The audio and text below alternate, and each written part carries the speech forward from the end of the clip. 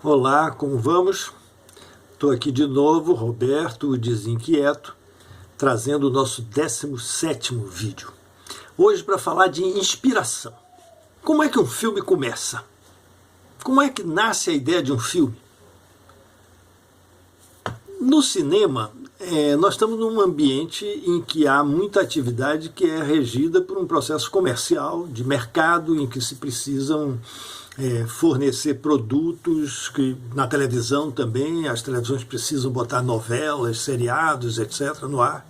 Hoje, canais como Netflix, essas coisas também precisam de uma grande quantidade de produção. Então, há uma parte da produção, da criação, que é feita a partir de encomendas. Um produtor, alguém que tem capital, alguém que quer fazer uma coisa, vai lá e encomenda um filme para um criador de filmes. Tem um caso famoso, que é o caso da criação do Caçadores da Arca Perdida, que é um filme produzido pelo Spielberg junto com George Lucas, e que eles teriam contratado o roteirista para fazer um filme sobre um arqueologista que ia buscar a Arca Perdida lá da Bíblia e tal. E aí o George Lucas parece que tinha um cachorro chamado Indiana, e diz, olha, o personagem tem que chamar Indiana, tal, daí nasce o Indiana Jones também. E, quer dizer, isso é uma encomenda, então aí não tem problema de invenção, né? A invenção já é feita por quem demanda.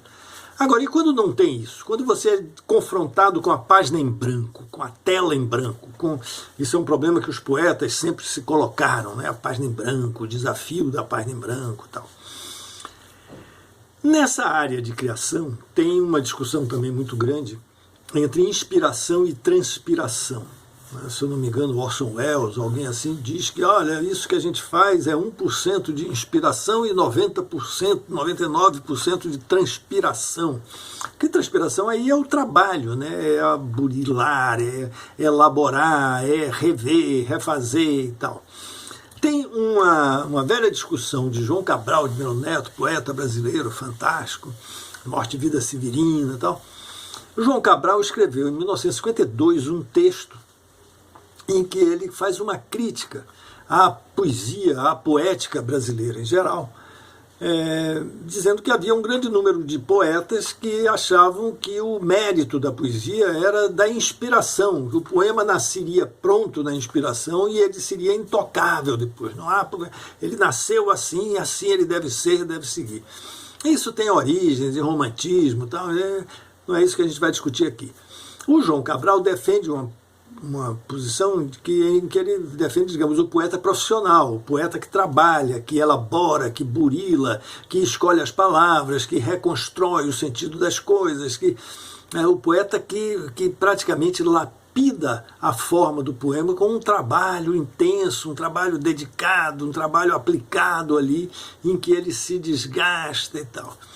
E me parece que esta posição é a posição que nos interessa investigar em relação à criação cinematográfica também. Quer dizer, a criação como produto de uma elaboração complexa, de uma elaboração que envolve vários elementos e um conhecimento da forma, da coisa expressiva, de como é que funciona. Tem um texto publicado em português de Paul Valéry, sobre a primeira aula, o texto é a transcrição da primeira aula de poética que ele teria dado no Collège de France, lá no meado do século passado, sobre poética, a primeira aula de poética. E ele fala sobre o conjunto de pressões que atuam na sensibilidade, na mente, na cabeça, no espírito do poeta, levando ele a produzir o poema. E o poema é uma forma, né, artística, consolidada, cristalizada em palavras. E que depois que está pronto, se desprega do poeta, para de sofrer a sua influência e tem vida autônoma, tem vida própria. Vai ser lido por alguém que vai executar na leitura, executar aquele poema e produzir os efeitos dele. E o Valéry relata que alguns poetas, depois de sentirem a forma do poema pronto e tal, sentem que faltou alguma coisa daquela inspiração anterior, daquela pressão interna que ele sofreu para ir produzir aquele poema. Depois do poema pronto, tem alguma coisa que está faltando ali. E o Valéry diz, essa coisa que está faltando no poema será o próximo poema. Muito bem. Isso eu acho que a gente pode aplicar na questão da criação do filme, né? O filme como produto de realidades dificilmente concretizáveis, dificilmente tangíveis. São coisas que estão no sentimento, que estão, digamos assim, na alma da pessoa e que é preciso transformar em forma artística, aquele velho problema da forma que eu já falei aqui antes. Tem um professor cineasta, um grande artista chamado Orlando Senna, que de vez em quando fornece oficinas de roteiro, e eu fui aluno dele uma vez. E o Orlando propôs uma forma muito curiosa e muito engenhosa de disparar o processo de criação ali entre os alunos naquele momento daquela oficina. Ele propunha que se tivessem dois elementos na mão, o que ele chamou de ideia e um tema. Eu entendo isso, a ideia, como uma situação concreta que praticamente vai gerar uma cena, vai gerar uma situação fílmica. E o tema é uma noção abstrata na forma de um valor filosófico, de um princípio, alguma coisa abstrata aplicável ao tema, aplicável à ideia, aplicável àquela coisa concreta e que vai guiar aquela coisa concreta. Tal. Anos mais tarde, já eu fazendo uma oficina com alguns alunos, fiz esta proposta do Orlando para a minha sala lá. E um aluno, curiosamente, me sugeriu uma ideia que era um jovem negro pulando o muro. Ora, um jovem negro pulando o muro numa sociedade racista, discriminadora, que a gente já consegue imaginar todo um conjunto de temas que podem ser aplicados a essa ideia, a essa cena concreta, que é um jovem negro pulando o muro. Mas aí um outro aluno me apareceu com um tema que mudou tudo, repare. Jovem negro pulando o muro, é a ideia, é a cena da qual a gente parte para coisa. Aí aplicaram o seguinte tema, o amor é maior que tudo. E com esse amor maior que tudo, o ato de pular o muro deixou de ser um ato, digamos assim, de natureza policial, que era o que a mente racista e discriminadora imaginava inicialmente, e passou a ser um ato romântico de um amor proibido, de perseguir ou fugir de um amor proibido e tal, e criou-se aí, a partir disso, uma história muito interessante. Então, esse confronto entre ideia e tema é uma das formas da gente disparar o imaginário para produzir enredos. Algum tempo depois, eu estava numa entrevista com um arquiteto para quem eu deveria produzir uma espécie de documentário sobre a obra dele. O arquiteto chama-se Fábio Penteado, e a obra dele eram projetos de teatros, tal, em praça pública. E, numa certa altura, eu perguntei para ele como era que um arquiteto como ele disparava o seu processo criador. Na hora que eu estava também pensando lá em cinema, tá? Era uma pergunta que eu era interesseiro nessa pergunta. E ele me respondeu o seguinte, eu recebo a encomenda e aí eu ponho a folha de papel onde eu vou desenhar o projeto na minha frente e dou um traço. Tem como um traço? Ele disse, um traço aleatório, eu deixo a mão correr sobre o papel com um lápis tal, e aquilo produz um traço. Eu depois olho para aquele traço e esse traço me sugere alguma coisa. E a partir da coisa que o traço sugere, eu desenvolvo a forma arquitetônica da coisa. E eu aí perguntei, espírito de porco, perguntei para ele, e se o traço não sugerir nada, o que é que você faz? Ele disse, eu dou um segundo traço. E aí dos dois traços alguma coisa vai surgir. Veja bem, sempre aparecem dois elementos. E aí a gente vai para Eisenstein. Já falei de Eisenstein aqui no vídeo passado. O Eisenstein, com a ideia de cópula, de juntar duas imagens concretas. Repare que do Orlando Senna era uma coisa concreta e uma abstrata. No Eisenstein, são duas coisas concretas cujo confronto, cujo conflito gera uma ideia abstrata. E essa ideia abstrata também guia as coisas.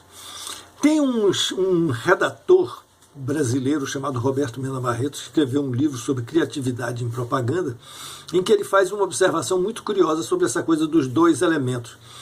Ele diz que o processo criador sempre acontece com duas formas se juntando. E aí ele fala da poesia, ele fala da publicidade, né, e do humor. Juntando, ele mostra, na poesia, você tem uma coisa e dessa coisa você vai para uma outra coisa que reforça, que transforma a coisa inicial, né? O humor nasce do conflito de duas coisas que não dá para conjuminar, não dá para entender juntas, né? Então tem uma velha piada sobre as fronteiras do Brasil e tal, que um presidente da República aí teria dividido o estado do Mato Grosso em Mato Grosso do Norte e Mato Grosso do Sul para aumentar as divisas brasileiras. E aí a coisa humorística nasce do choque entre o sentido de divisas como fronteira entre dois estados e divisas como recursos econômicos do país e tal. E na publicidade, um sentido reforçaria o outro. Né? A coisa mais bonita é na poesia, quando você tem dois sentidos que não se casam diretamente, mas se esclarecem num outro plano. Tem um verso final de um poema de Drummond de Andrade, chamado Quarto em Desordem, que ele diz: "E esse cavalo solto pela cama a passear o peito de quem ama." Olha a ideia do cavalo na cama, tal, é uma coisa que é impossível, literalmente não dá para você entender. Mas no plano do sentido metafórico ela se esclarece. Tem um autor inglês chamado Andreas Feininger, que escreveu um livrinho sobre a composição fotográfica. E ele tem uma frase fantástica que define tudo, que ele diz: olha, compor é você criar a forma a partir da justaposição de dois elementos. Então, sempre me parece que uma forma de acelerar o processo de criação é quando você está envolvido com a sua ideia inicial, você desmembrar essa ideia inicial em dois elementos. E da junção desses dois elementos, de alguma forma, vai se produzir um sentido que vai lhe guiar para fazer aquela transposição da ideia unificadora para os dois tempos, para então desenvolver a questão do enredo. Muito bem. Se o filme não nasce pronto e não cai no seu colo pronto, use uma desses truques, desses ardis, desses macetes. Isso, é claro, não é o resultado. Isso é um caminho para lhe ajudar a chegar no desenvolvimento de um processo. Sempre fica a pergunta de por que fazemos filmes, por que fazemos ficção? Eu quero sempre voltar a essa pergunta. Essa pergunta tem que sempre nascer de uma grande inquietação. Por isso que esse negócio aqui chamou de desinquieto. Quer dizer, a ideia da gente é trabalhar com essa inquietação. E uma inquietação que, no meu modo de entender, modesto, deve ser encaminhado para produzir uma poderosa fantasia de nós mesmos. Uma poderosa fantasia de como estar no mundo e como agir no mundo. É a fantasia que vai superar o incômodo. Se isso der sentido a essa atividade toda, vamos em frente. Se não der sentido, vamos procurar uma outra forma de dar sentido a isso. Não pretendo que essas formas que eu propus aqui sejam finais, definitivas, verdadeiras, etc. Elas são um estímulo, elas são um caminho para quem está empacado, para quem está precisando se movimentar para agir. Use e abuse. Voltaremos aqui com mais um Desinquieto e o próximo vai ser sobre o processo de desenvolvimento da história a partir de alguns elementos que a gente começa. A gente identificou os elementos iniciais e tal. Como é que a gente trabalha depois disso? E essa é a proposta do 18º Desinquieto que vem aí daqui a alguns dias. Lhe aguardo. Um abraço.